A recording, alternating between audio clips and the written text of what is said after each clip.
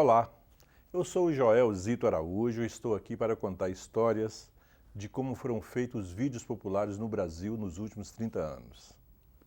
Quando tudo começou, lá nos anos 80, éramos jovens cabeludos dispostos a mudar o mundo. Tínhamos uma câmera no ombro e muitas ideias na cabeça. Só que naquela época captar imagem e som não era nada fácil. Hoje basta um simples telefone para fazer um vídeo. Para fazer um documentário era um trabalhão. Demorava, precisava de muita gente e de muita grana. Quem tinha um pouco de recurso comprava uma câmera VHS no Paraguai.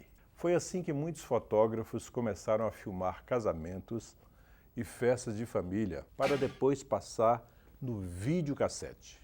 Estranho, né? Hoje em dia é tudo digital e online. E sabe o que é mais incrível? É que de lá para cá, o desenvolvimento tecnológico mudou tudo. Só não conseguiu mudar algumas práticas sociais. Dá só uma olhada. A questão da violência policial, por exemplo, ela se abate sobre toda a população pobre. Mas há um processo específico sobre o negro, que é de uma forma extremamente violenta, é de uma forma extremamente arbitrária, e de uma forma que procura estar arrebentando a possibilidade de organização mínima da população negra. O Milton Barbosa, o Milton, o meu amigo Milton, disse isso 26 anos atrás e continua atual. Infelizmente, jovens negros da periferia continuam sofrendo abusos por parte da polícia. Mas de lá para cá avançamos. É o que diz o próprio Milton, numa entrevista gravada especialmente para este programa. Hoje a violência policial está debatida a nível nacional. Hoje existem comitês contra o genocídio da juventude negra no Brasil inteiro e, na realidade, a origem está nessas ações que foram feitas em 78, depois nesse período de 89, também através desse trabalho, né, dos trabalhadores, né, mostramos como que isso acontecia no mercado de trabalho, no movimento dos trabalhadores, essas coisas. Milton Barbosa foi um dos entrevistados do documentário Além de Trabalhador Negro.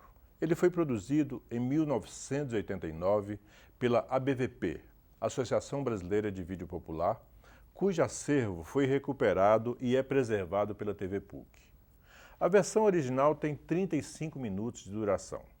Mas vamos assistir agora uma versão compacta.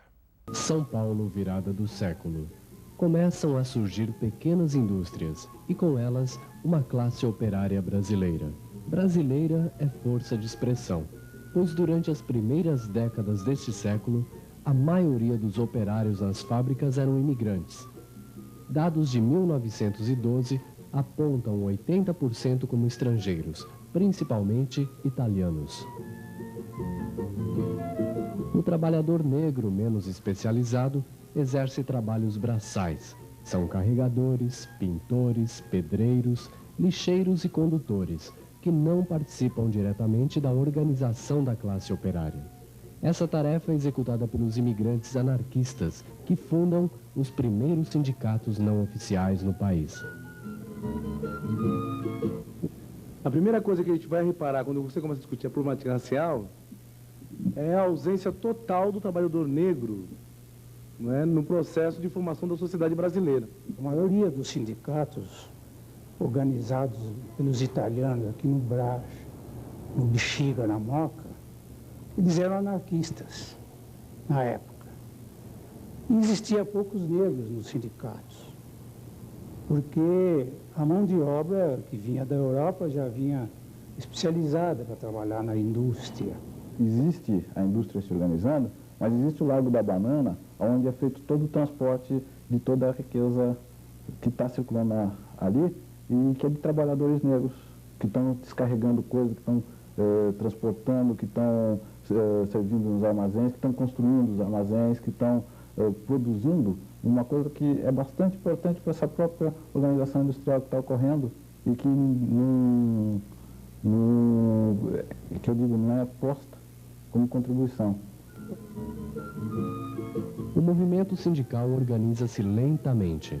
Em 1906, realiza o primeiro congresso operário com a participação de 28 sindicatos.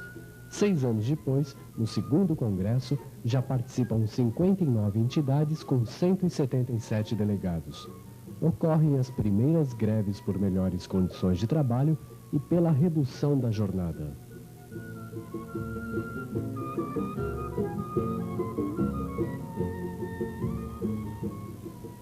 A coisa mais antiga que tem no trabalho no Brasil é a revolta nossa contra o escravo, formação de quilombos e tudo mais, né?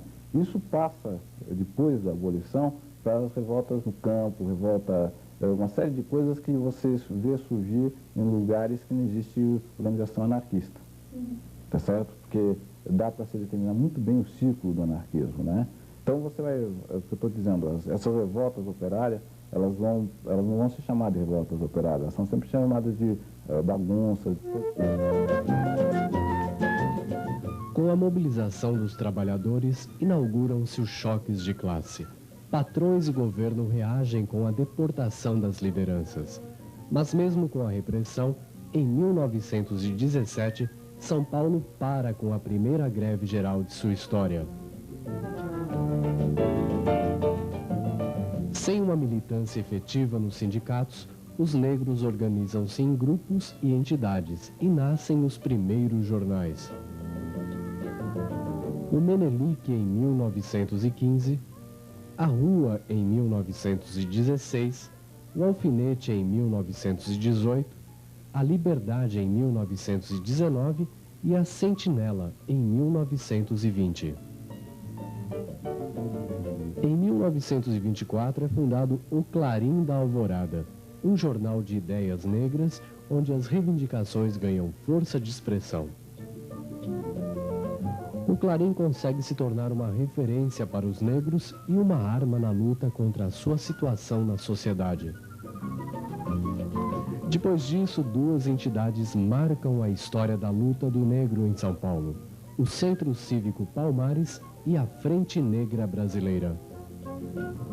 Reunido, então, mais de 1.000 negros, foi a primeira convenção, ou a primeira reunião de fundação da Frente Negra, foi aqui nas classes laboriosas, também no fundo da Praça da Sé, e foi divulgado a fundação da Frente Negra Brasileira, que foi no dia 16 de setembro de 1931.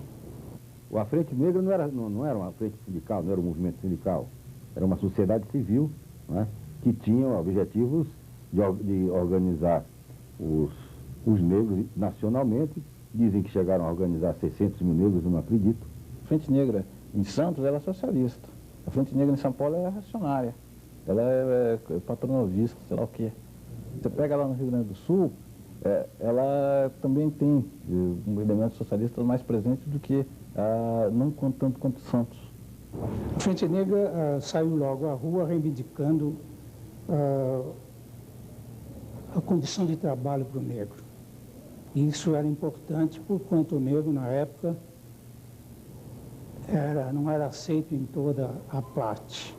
O negro trabalhava nas docas de Santos, ou na Sorocabana, ou na Light. Dentro da Frente Negra hoje, o próprio movimento negro unificado, ele tem uma ligação, ele tem uma identidade com algumas pessoas da Frente Negra, principalmente com o Rea Leite, né? E talvez Henrique Cunha. O pessoal da Clarim da Alvorada não foram fundadores da Frente Negra. Nem o Henrique, nem o Correia Leite, eles tinham um clube de cultura social. E tinham um jornal Clarim da Alvorada. Essa entidade cuidava só de poesia, de reunir os negros socialmente, chás, né, com palestras, mas não tinha nos seus estatutos a luta para a reivindicação histórica do negro. Existiria um partido da Frente Negra Brasileira, mas esse partido não teria o conjunto ideológico único, né?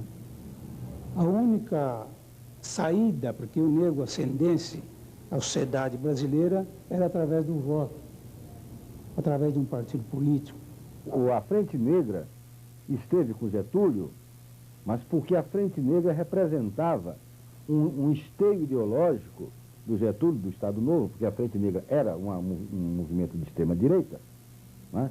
Tanto que o jornal deles, a Voz da Raça, tinha como slogan Deus, Pátria, Família e Raça.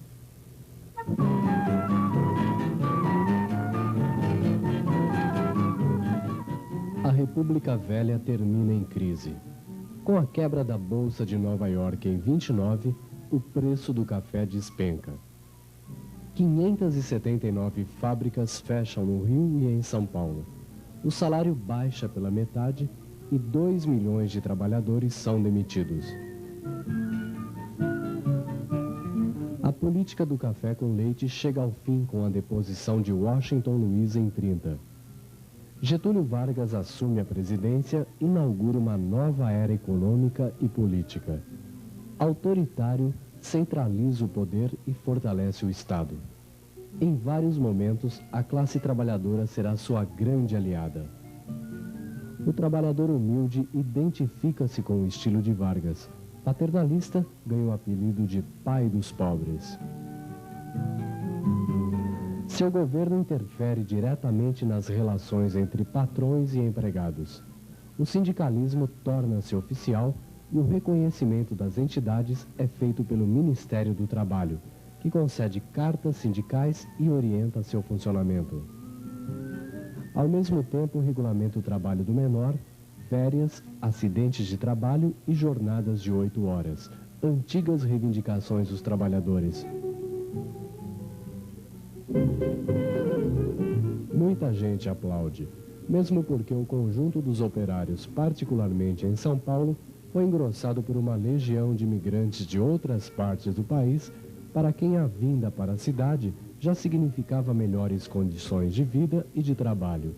As bandeiras de luta do anarco-sindicalismo e do comunismo não motivam a classe trabalhadora. O bonde São Januário leva mais um operário.